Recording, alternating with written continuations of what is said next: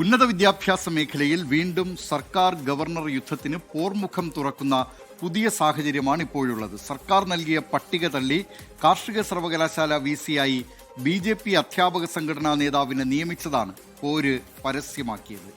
കേരള സർവകലാശാലയിൽ VC-യുടെ അനധികൃത ഇടപെടലടക്കം ചർച്ചയാകുമ്പോൾ ഇനിയുള്ള രാഷ്ട്രീയ നീക്കം ശ്രദ്ധേയമാകും. തിരുവനന്തപുരത്ത് നിന്ന് ജിബിൻ JB തയ്യാറാക്കിയ റിപ്പോർട്ട് കാണാം. പോർക്കളം വീണ്ടും തുറക്കുന്നു. മുൻ സർക്കാർ മാറി മാറി വരുന്ന ഗവർണർമാരുമായി നിയമയുദ്ധം നടത്തുന്നത് നമ്മൾ കണ്ടിട്ടുണ്ട്. ഏറ്റവും ഒടുവിൽ സർവകലാശാല നിയമ ഭേദഗതി ബിൽ സുപ്രീം കോടതി കയറി. പുതിയ സർക്കാരും അതേ പാതയിൽ നീങ്ങേണ്ടി വരുമെന്ന സൂചനകളാണ് ഇപ്പോൾ പുറത്തു വരുന്നത്.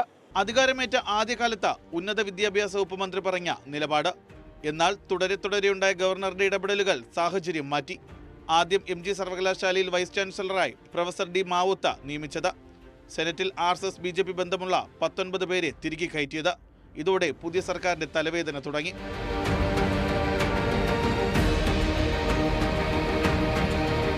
തിരുവനന്തപുരത്ത് മോഹൻ ഭാഗവത് പങ്കെടുത്ത RSS പരിപാടിയിൽ VC-മാർ കേരള സർവകലാശാല VC മോഹൻ കുന്നുമൽ, MG സർവകലാശാല VC D മാവുത്ത്, മലയാളം സർവകലാശാല VC R പ്രസാദ് എന്നിവരാണ് RSS പരിപാടിയിൽ പങ്കെടുത്തത്.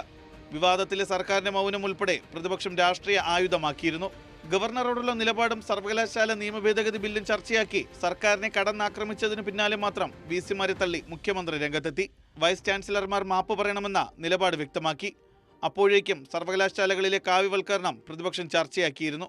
RSSന്റെ പ്രമുഖ നേതാവ് മോഹൻ ഭാഗവത് വന്നിട്ടുണ്ടല്ലോ. അദ്ദേഹം പങ്കെടുത്ത പരിപാടിയിൽ കേരളത്തിലെ 3 വൈസ് ചാൻസലർമാര് പോവുകയുണ്ടായി.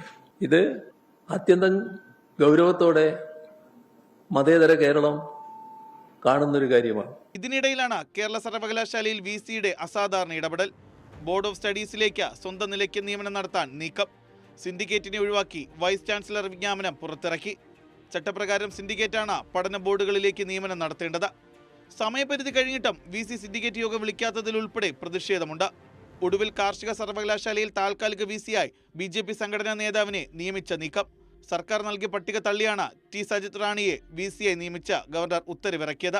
ഉന്നത വിദ്യാഭ്യാസ വകുപ്പിൽ പ്രിൻസിപ്പൽ സെക്രട്ടറിയായ B അശോകിനെ കാർഷിക സർവകലാശാല VC സ്ഥാനത്ത് നിന്ന് മാറ്റണമെന്ന വകുപ്പ് മന്ത്രി T സിദ്ദിഖ് ഗവർണറെ നേരിൽ കണ്ട് ആവശ്യപ്പെട്ടിരുന്നു.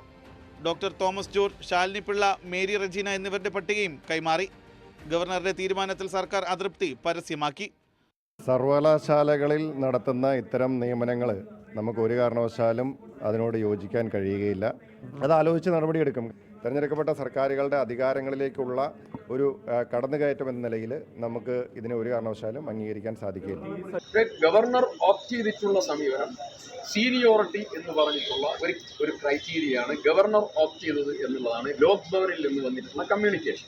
ഞങ്ങൾ കൊടുത്തിട്ടുള്ളതായിരിക്കുന്ന പേര് അക്കാഡമിക് എക്സലൻസിന്റെ അടിസ്ഥാനത്തിലുള്ള പേരാണ്. അങ്ങനെ കാര്യങ്ങൾ നേർക്കുനേരുള്ള ഏറ്റുമുട്ടലിൽ വരെ എത്തി നിൽക്കുകയാണ്. പഴയ സർക്കാർ ചെയ്തതുപോലെ നിയമയുദ്ധം ആരംഭിക്കുക എന്നുള്ളതാണ് ഇനിയുള്ള രാഷ്ട്രീയ ആകാംക്ഷ. ജിബിൻ JB 24 തിരുവനന്തപുരം.